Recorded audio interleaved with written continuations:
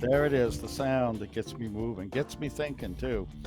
Anyway, our listeners out there, once again, you're tuned in for an episode, a podcast of FSUFO, also known as Forbidden Science. This is the show where we look at all things UFO. And I'm going to start with a question, Justin, for you. How come when UFOs tend to suffer some misfortune and go down, they tend to land and crash in New Mexico? They come from very cold planets. Well, that would be a reason. But I mean, it can be cold because often they're in the high plains or whatever. Anyway, people have asked me this question. You know what? It's probably a good thing when they ask me because I can tell them, you know what? They don't always crash in New Mexico. But today, for our purposes, we're going to look at one of the cases that did. I mean, we know that they've happened in Russia. We know that they've happened right here in Nova Scotia, where we are at. But New Mexico is definitely the topic today, and our guest in that, which you know to some extent, and I do not, and we'll be meeting for the first time, and I'm so looking forward to. And we're going to be largely focused on her latest book that she co wrote with Jacques Vallee, one of the seminal researchers in the field. And that book would be Trinity, the best kept secret. And I'll turn it to you, Justin, to bring our guest in. Yeah, I'm extremely happy to be here today. The last time I spoke to our guest, Paola Harris, was, I want to say 2010, but even back then, as recent as 2010 was, it was still the Wild West of YouTube. So I think that one was strike for copyright like several years later. So I can't seem to find it. But we did speak a long time ago, and that was right when she was setting up her Star Works USA conference. And I believe, if I'm right, Paola, maybe I'm speaking out of turn. It was a conference entirely devoted to women in the field. Am I right? Absolutely. Yeah. Can you hear me? Perfectly. Well, yeah. Okay. Great to All have you right. here, Well, Paola. Thank you. thank you for inviting me. And my mom was born in Canada. Ah, She was born in Ontario, and I went Hmm. to school there in oh, first yeah. grade. So even though I was born in Rome, Italy, I'm pretty international. Yeah. That's great. What part of Ontario, Paula? Stratford. Oh, Ah, Stratford. Yes, yeah, yeah, yeah. Yeah, My father Stratford. was from. Yeah, my father was from London, that area. So yeah, but I'm Yeah. not And international. No. no, my we came over. We came over from Italy. My father was the Italian consul. I'm Italian, 100%. I was born in Rome, and we were immigrants. We came over on the boat, the whole deal, and we settled in Stratford first, and then my Hmm. dad became the consul for the consulate in Rhode Island in Providence for many, Hmm. many years, and that's where I lived for like 22 years of my life. And but anyway, just to give you some of my background, what I wanted to tell you, I don't know if anybody reads anymore, but there's a book by Ryan Wood called Magic Eyes Only that has 93 UFO crashes in it. And Ryan Wood is Wow. the son of Bob Wood, and Bob mm-hmm. Wood is very well known. I don't know if you know Bob Wood, worked Yeah. for Lockheed Martin. And at one time they were working together, and that book now I think costs a lot of money, but because he's no longer doing this. But I had that book. I bought that book. So the 1945 crash was in that book. Hmm. That's not how I came across it. But for the people, Chris, that asked you about crashes, my God, 93 of them are in there. So they can look at all the different countries and all the different states. And that's what I call research. The problem today is that nobody reads. They go to Well, YouTube for everything. well, yeah, but I'm hoping that your sales for Trinity, the best kept secret, are going to prove you wrong on that, at least to some extent. I get a feeling that it's going to prove quite popular. Um, Well, it is. It is, but in the United States, none of my colleagues except Whitley Striever have read it.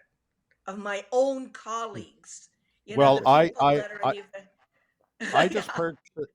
Well, I'll tell you, I just purchased it and I read it cover to cover, and I read it in a couple of days, Whoa. and I really, no, no, I really We're enjoyed it. But of Canadians, course, Paola. Oh, Yeah, okay. Yeah, yeah, we read, you know. we're erudite. Yeah. Okay. I could tell you that no, it was an easy read for me. I really did enjoy it. And of course, any book about a crash scenario, uh, I, I don't know how much you know or not, but I was very much involved in the beginning with the research on the Shag Harbor incident here in Canada, Yes, which is a crash scenario here in yes. Nova Scotia. And I read it. So I always appreciate the book. I know how much work this can be. I know how hard it is. And the other thing I know from my work on Shag Harbor is how much harder it is in the US to do these things and to access records and whatever. And luckily for you, what you did is you come up with three very great witnesses, two in particular. I just love the stories in there. There's such a human story to it as well as the story about it. Um, so I'm just going to start. We don't have a whole lot of time there. I'd love to have more with you, but before we get into anything about the book that you feel is really important, have you already felt from people, and I hope this isn't the case, that go, "Oh my God, here we go again, another Roswell." Have you run into that No, yet, or? no, the problem, no, no. Everybody that's read the book, I mean, first of all, who'd question Jacques Vallee? For, Well, I mean, they'd be a fool. he's Yes, not yeah. going to, he's not going to spend 4 years. And I can't tell you how many times we went back there. Mm-hmm. Every year we went back 3 times a year and stayed for 4 days. And I had been working on it 5 years before him. One of the Mm-hmm. reasons he reached out to me is because it had metal, and Mm-hmm. he with Gary Nolan and a NASA scientists are analyzing metal. So for him, it was a perfect story. The witnesses were alive. The location is there. It has traces, and there's Mm-hmm. metal. So Mm-hmm. Roswell doesn't even have that. And No. the problem is that just recently we have been criticized by the Roswell researchers as this case is a hoax, and Jacques is pretty upset about it, because not only did they show us they didn't read the book. Jacques, when he wrote the book, said, because this happened 2 years before, we can reasonably say it could happen again, and supports a lot of the Roswell research. But researchers in the field don't work like that. It's Mm-hmm. like, my book and your book. I remember I was working with Colonel Corso. I was the journalist that brought him to Italy. And everybody in the world was jealous that the day after Roswell was selling more than their book in 1997. I was present at the 50th anniversary. And the field is not an academic field, it is not a field of study. So the problem is, it's a field of commercialism. And I'm a professor. I have a master's in education. So my only interest is historical. His historical. For instance, when you were talking about the crashes, well, you got to look at what was happening and what the date was. They Mm-hmm. didn't decide to, up and fall or whatever. Um, Mm-hmm. so the the interesting part about me is the history of this. Mm-hmm. So and thank you from the heart that you read it cover to cover, because the style of Jacques Vallée, it's a Yeah. novel. It's a novel. Yeah. Well, I'm going to jump right in here and show you that I read it, because one of the things that really got me about this is that yes, it involved Jacques Ballet, but I mean, is the idea, and this is so Jacques, this concept. I know the research really begins with you, and he's very clear about that in his writings in the book. Yeah. But one of the things is that, when people say, why are these things always crash? You may have answered that in this book, because maybe it was meant to be. Maybe that was the purpose. Maybe that was the mission. And Exactly. yes. If this thing crashed and it scares me a little bit, because if this Mm-hmm. thing crashed and 60 years later they didn't talk about it, nobody would have known. But when those beings were looking at those two little boys and they looked at them for 45 minutes, those kids, they Mm-hmm. showed me where they were standing. I mean, he showed me where he was standing and where the it's very clear where the craft is because there's a circle 30 feet in Mm-hmm. diameter that's still there. Okay, so they knew Jacques and I were going to write this book, and it scares me because it wouldn't have been worth the it was a controlled crash. There was only one panel missing from the craft, and Mm-hmm. it was exactly 1 month after the atomic bomb blast. And you read that Jose's mother opened the door at 4:30 And in the blind in morning, one eye. Yeah. blind in one eye, saw Yeah. the light of 1,000 suns. If that doesn't affect you, forget the crash. The fact Mm-hmm. that all of those 70,000 people did not know that morning that that was going to happen. And when it did happen, it changed the course of planet Earth. And somehow, because this did not get dropped from the sky the way they did in Hiroshima and Nagasaki, this was a ground tested, and it was not tested. I mean, Jacques said that was no test, it was an explosion of a bomb. That they learned that it was less damaging if they threw it from the air, if they dropped it from the air. It was less damaging to the populace. But in the meantime, here they are, the populace is there, and this is happening. And on some level of dimensionality, it's affecting something else. I'm not telling you about ETs or what it is or what all. It affected something where there was a controlled crash that hit a tower. We have metal from that. We had metal from the metal tower. And then Jose, who's so mischievous, climbed up at 9 years old to the tower to see where it took out a part of it. And then it's it lands intact. The boys are having some kind of weird psychic communication, especially Remy, Mm-hmm. that told me that he saw people falling out of skyscrapers. Now he's 7 years old. It's Mm-hmm. 1945. There's no Kenneth Arnold that has talked about flying saucers, and he hasn't seen New York City Twin Towers. So, Mm-hmm. how could he get that image uh, on the 16th of August? And the whole interaction of those kids, it had to be kids though, because kids are going to tell the truth. Kids are going to watch the cleanup. And one of the kids that had enough courage is going to go inside the craft and pull out a piece from the wall. Yeah, yeah. I mean, that's the really incredible thing. It was the human story, and yet I've had people that have read it that said to me they just found that the hardest part to believe. They couldn't picture what life was like, you know, way out from a large community, in New Mexico in the 40s. You know what I mean? And I said, look, when I was a boy and I'd visit, the uncle on my farm or something out of town at 12, we'd drive the pickup truck. It's not like Right. today. We're in a world nowadays with helicopter parents. Children aren't given much freedom. It was a different world then, and you have to account for that. And I just found that it was such a great human story. Besides that, I mean, when he climbed the tower, and then later on they take the piece and repair a windmill with the artifact and all. It just, I just find that so startling. It was such a page turner because of that. Um, Yeah, but I wow. can honestly tell you, because it was 9 years of work. I flew to Remy's house in Gig Harbor, and he showed me the Prince Albert can he put the thing in. So they can't Hmm. make that up. It's like, Hmm. here's the Prince Albert can.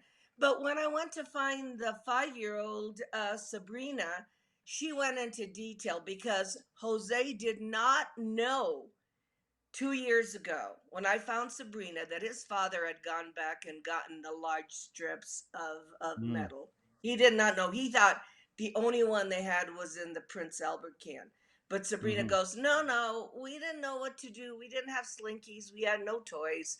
So we would open up the drawer, and there was this metal that we used to just crush, and it would go back to the way it was. Now, that supports Roswell. And if people had a brain, we should all be sitting down talking about this, because that supports. She said there were several strips of that stuff. The other thing that this is like a movie. I can see this as a movie. They had little baggies of what she calls angel hair, which Hmm. looks like spider web that was lit up all the time. It was lit up Hmm. all the time. So she put it in the room. She said we didn't have electricity, so we put it on the Christmas trees, Yeah, and yeah, then we I put love it that on the Christmas windows. I was like, decorations. Yeah, yeah, that's just wild. and Justin, that is something you can yeah, make up because they thought that was normal, and it's okay.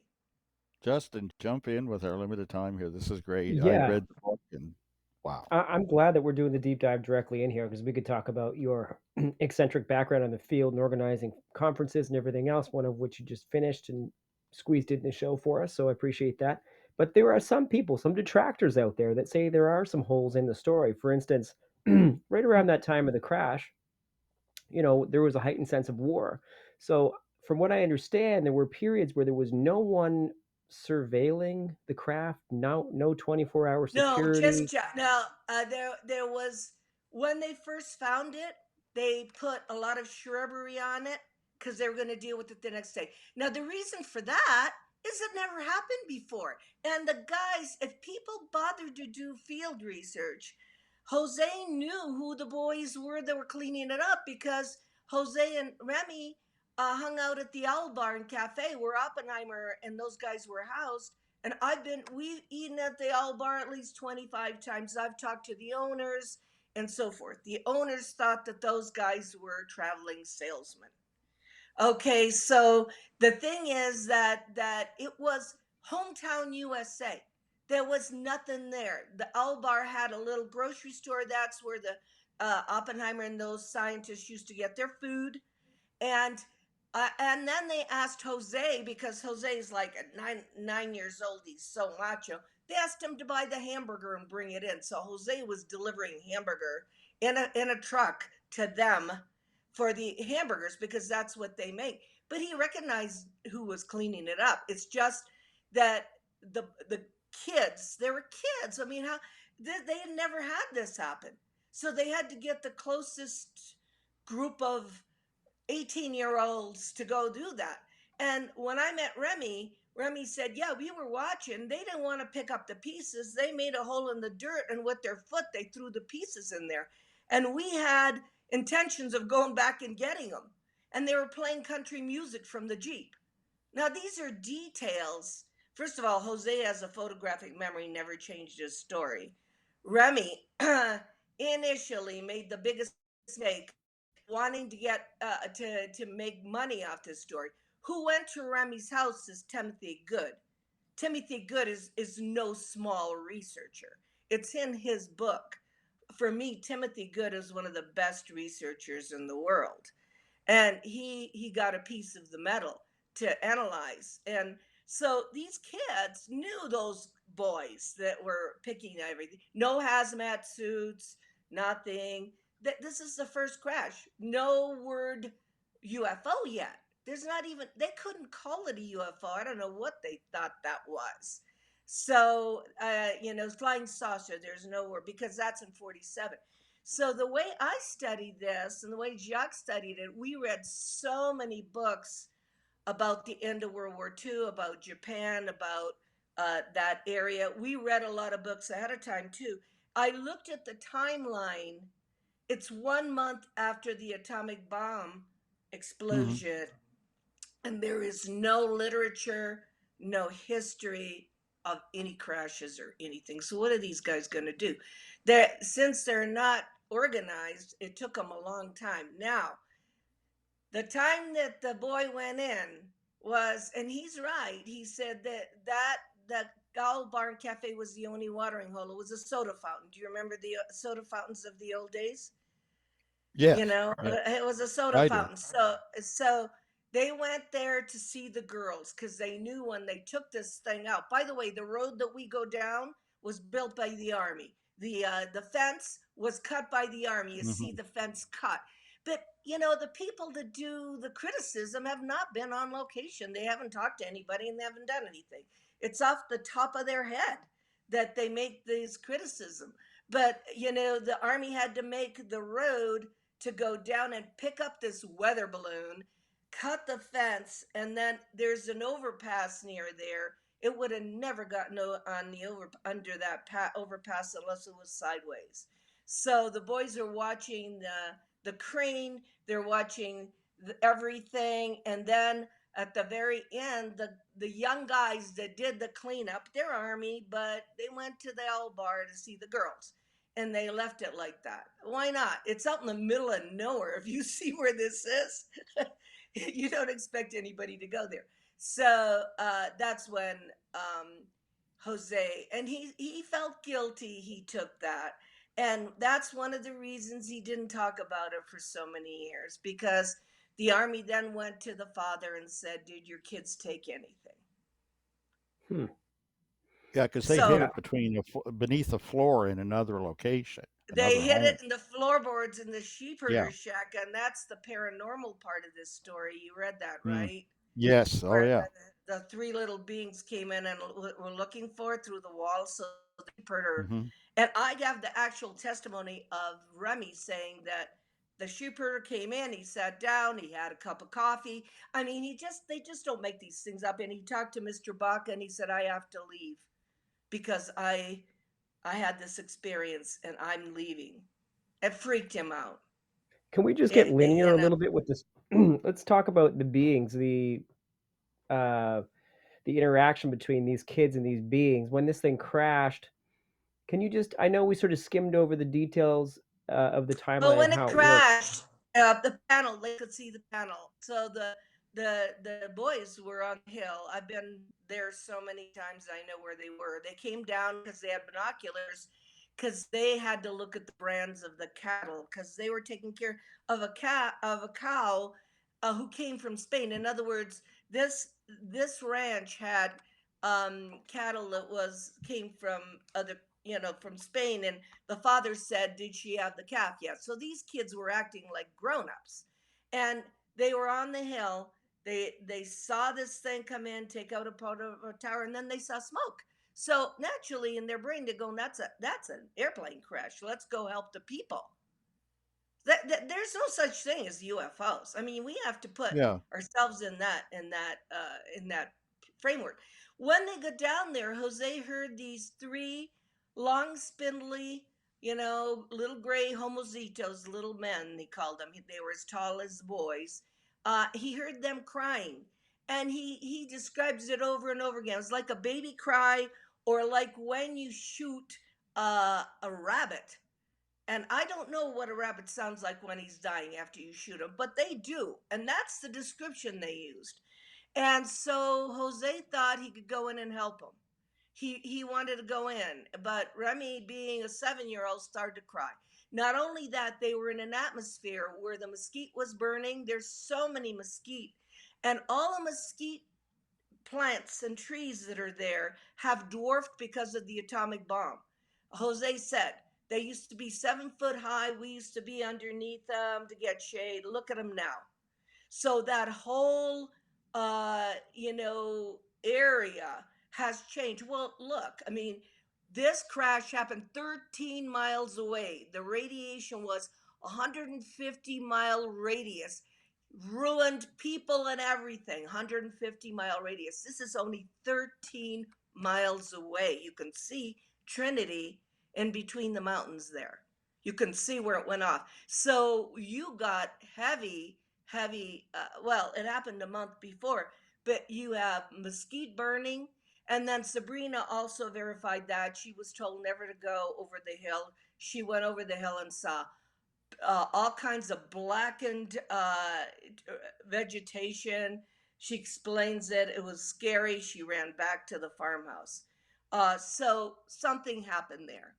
And of course, in 1945, you don't have Roswell, which has become so popular. It's the mecca of UFOs. You don't have all that stuff. You have a weird crash of something that looks like an avocado shape with a dome on it, and three spindly beings who are floating back and forth. They're floating. The word that Jose uses all the time is sashaying. He uses his own verbiage Ah. from Yeah. sachet. I'd like to jump Yeah. in here because one of the things that really intrigued me too was the description of the motion, as you say, this idea that they kind of slid or skipped along. Sachet. I, Yeah. yeah, yeah, it was just obviously they were struggling looking for the words to describe it. It was a really unique motion, It when the was. They beams weren't moved. Yeah, standing. They were yeah, like going back and forth, but still with that high pitched baby cry. yeah. So I have no idea. You know, I have no idea because I haven't come to any conclusions. My thoughts are that that was a manifestation, maybe of artificial intelligence or something, that made a statement to the humanity, like, what were we thinking? Yeah, what Hmm. are you thinking? Because you Well, can't put the genie back in the bottle. yeah, Once you invent an atomic bomb, you hmm, can't uninvent it. no. No, one of the other things too, and I think it's always a mistake when people try to assign human motivation or human understanding or judgment upon, an extraterrestrial or alien entity or intelligence. And one of the mistakes here that I've heard in the form of an objection to the book is this: is that, you know, the idea that Jacques had that maybe this was meant to happen, maybe this crash had a purpose, and that was the Yeah, thing. And they say, well, who would do that? That makes no sense. That's crazy. And yet, when you look at World War II, the time frame in which this has happened, I mean, certainly in Japan, kamikaze pilots, and something less known that to me was a horrific concept, man torpedoes. The speed of the ships. So you're saying that that's too crazy for an alien entity or intelligence. We employed that in our own war in those very same years. So to me, that's not a valid criticism. We do it ourselves. oh, well, yeah, Well, we do, and the problem is they don't know history. They That don't. if they don't, No. nobody studies history. The why this book? I said, Jacques, look, maybe a UFO book but I hope it goes in the history. I hope it goes in the library under history because Jacques Yes. did such a good job looking at World War II, the ending, and he came to the conclusion. And this is the time I see him get emotional. I Well, he saw him all experienced the war. tears. He He said, yeah, he experienced it. experienced the war in Yeah. Pontoise when they blew up Yes. his whole city. But when he finished this book, he realized that the emperor had already surrendered before we threw those bombs. Hmm. Yes. Do you know what that means? We killed all those people for nothing. Yeah. It's just to Yeah. show our might. I didn't realize it. I didn't, realize that the emperor and Jacques talks about that. He said the emperor said, and he describes because he had read three books on the capitulation of Japan. But that's research. I don't. What do people do today? I mean, that really we didn't need to do that, but we had already tested it. So we didn't need to do that. We didn't need to, I mean, they had already planned on surrendering. So I couldn't believe it. I couldn't believe when he read that and he said, here are these, warriors that went to their offices and committed Harry Carey when the emperor said we're going to. Hmm. So for Jacques, he's looking at all angles of it. Now, for me, this thing, it's where it crashed that's important. I mean, I know about the other crashes, and I interviewed the Roswell people when they were alive. I interviewed Glenn Dennis, the mortician. Hmm. I Hmm. interviewed Walter Hott. But Hmm. this case has the witnesses still alive. It Hmm. has the place. Roswell's 3 miles of strewn debris. You don't even know where it happened. I was on the Roswell field with some researchers, Well. and it has an actual. Now, it doesn't mean that what Jose pulled off the wall is exotic. My first Hmm. thought was it's our stuff. My yeah. my Hmm. first thought was it's our stuff, but it is proving to be a mystery. There's Yeah. some Extrapolate. Yeah. disagreement. Let's There hear there's about some that.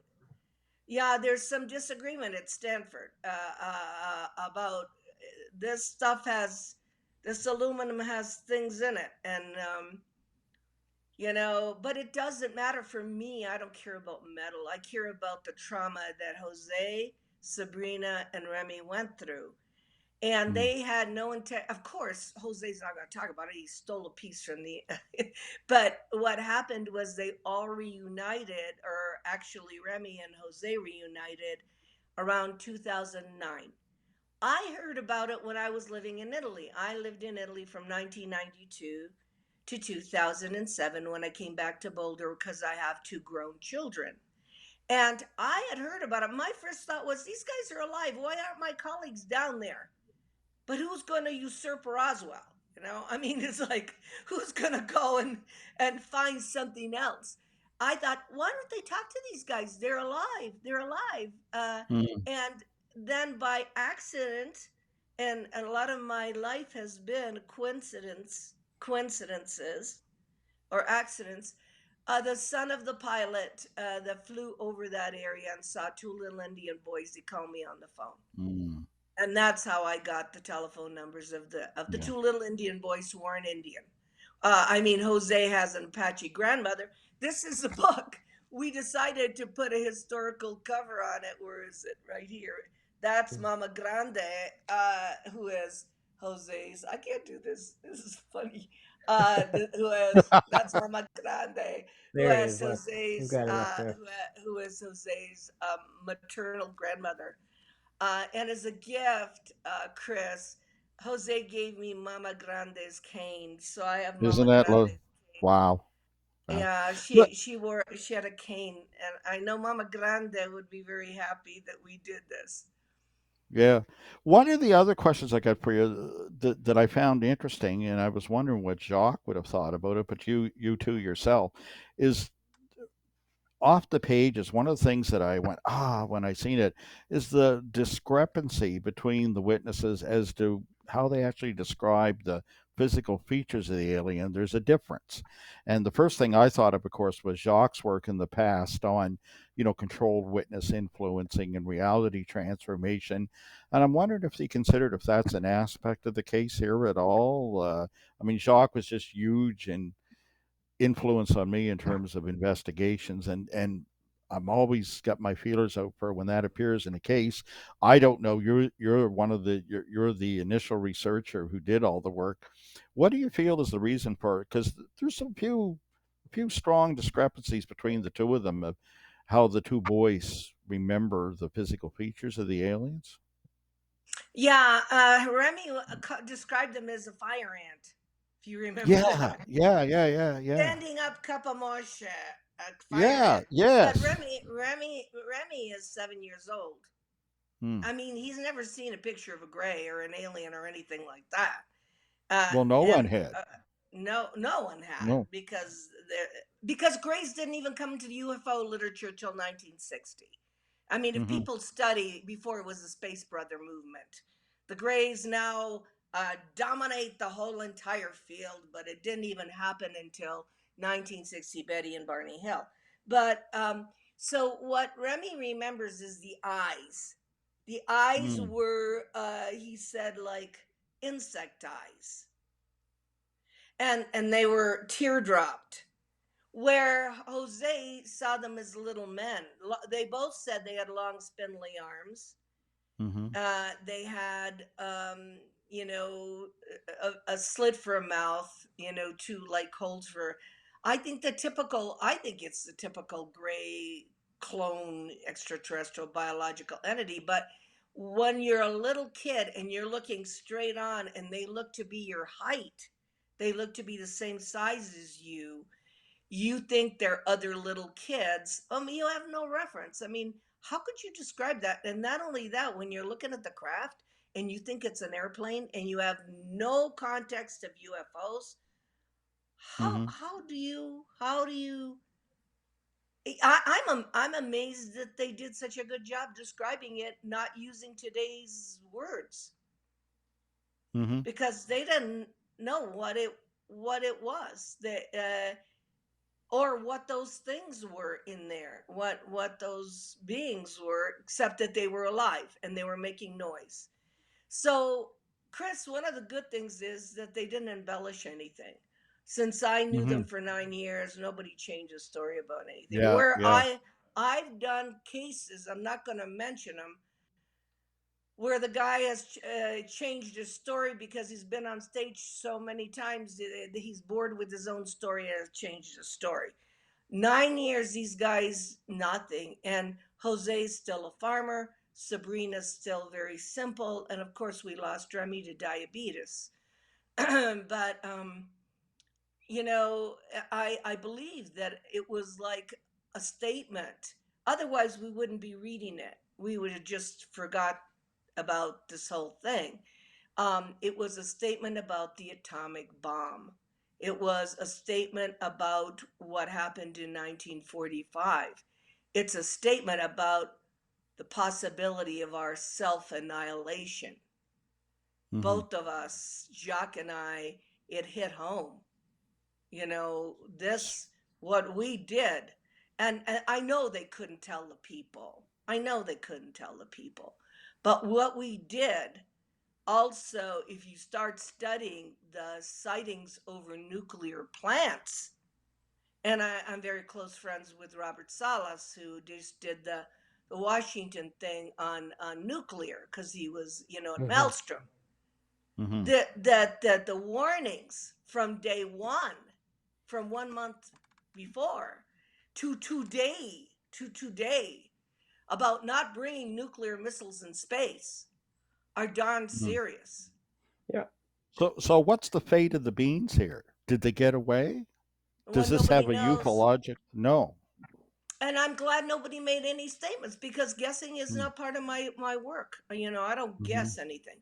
The next day, when he went back with his father Faustino and Sheriff Apodaca, there's even Mm-hmm. names of who went. The problem is they waited too long to talk about it, so I couldn't get to Sheriff Apodaca. They went in, the father and Apodaca went inside the craft. There were no beings. But I was very, very, very. If you want to do another interview with me, I was very close to Clifford Stone, who did crash retrieval. He did 12 of them. Hmm. I I would. printed, yeah, I printed Clifford's books, and just before Mm-hmm. he died, I got details of what they used to do with the bodies. Now, look, we've So, got about 8 minutes left in the show. I don't want to cut anybody off here, but two big questions I want to know, and I know that the viewers are going to want to know too, is two questions. What happened during that 45-minute interaction between the beings and the kids, and what are these strange artifacts of this metal that they found? Start with the aliens, and maybe we'll talk about the metal well, on the the way out. interaction was psychic. What happened I in mean, that it was 45 minutes? messages they got from standing about 700 feet away. It was Okay. messages. They looked at each other. They did not talk. I mean, Jose had binoculars, and Remy was crying because his eyes were burning with smoke. Hmm. Mm-hmm. So he wanted to go home. He's a kid. He's a little kid. He wants to go home. And the beings disappeared the next day. I mean, logically, if I were the beings, either their own came and got them, or I would go somewhere. I wouldn't be waiting around.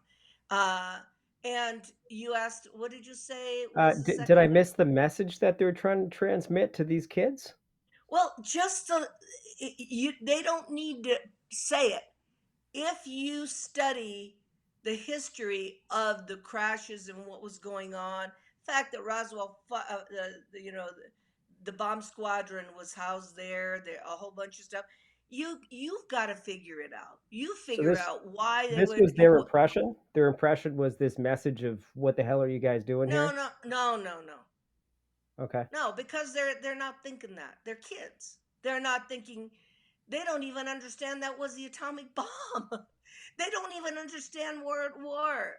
They're just dealing with cattle. Their brothers were like Jose's brother was overseas at war, and Jose ended up doing the Korean War, being in the Korean War. But when you're looking at something and you have no reference, you've had an explosion a month before. In fact, in the book, it says they thought it was a second explosion. They Yeah. thought, uh oh, that sound, we've heard it before. So, a 7-year-old and a 9-year-old are not going to make any conclusions as to world events. Yeah, sure. But Uh, what was the message the aliens or whatever they were trying to establish well, with these they kids? couldn't know that because even though Remy years later said he saw people falling out of a skyscraper, at the time he didn't know what he was looking at Okay. because he had never seen a skyscraper in his No. life. Yeah. And they had people falling out of skyscraper. That's September 11th. That's not something later on in his life he figured it out, but as he's looking at it he doesn't know what he's looking at. He's looking at a vision. In Jose's case, he has nightmares. And it isn't like the ET, whatever says, we are here, we are giving you a message like the movies. We have to do the research, figure out the time, why it was then, why the boys were there, what happened there, and what were the repercussions 70 years later when Jacques and I are doing the research on it. Because in the end, I know this is going to drive you crazy, but there is no time. There is no time, and it's good. It's when they're looking at something, they're looking at it in real time. They're looking at September 11th in real time. They're looking at us in real time. I'm hearing some It's music come up crazy. already. Can we just talk about the metal real quick? What's the anomaly with the metal? I mean, this seems to be an important aspect of the case before we Oh, lose well, our I time don't here. know. All I can tell you is that we did take a NASA scientist. That's why the people that are criticizing the scientist we took down there was blown out of the water. He's blown away twice, and they're very very interested in the piece. I have no idea how far they've gotten because we have to raise money to use the machine to analyze the piece. You don't go into some lab and analyze a piece. So it's in the process of being analyzed. It's in the process. But the scientists we had with us on location was really impressed with Jose, with the location, and with what happened. And they have the piece at Stanford, which will be given to the American people when Jacques and my archives go to Rice University. And within the next 2 years, I'm sending everything Jacques already begun. I'm 76, so I can't wait to leave my archives. So they're going to Rice University in Houston, and the piece will go there too. Thank you so much for doing this. Look, I have to say, my reaction was probably unique. I read the book. It should be a must read if you're interested in UFO crash scenarios. It's a must read. And the thing is, I felt so spoiled on Shag Harbor where I could find so many witnesses and so many documents. I know how Yeah. hard it is what you did, and especially in the US. And kudos to you and to Jacques, of course. Thank you. Thank you, guys. Love to have Thank you you. Yeah, back It was a anytime. pleasure. it's great to It was a have you. And pleasure. for everyone else out in the multiverse, don't forget to like, subscribe, and comment on the videos.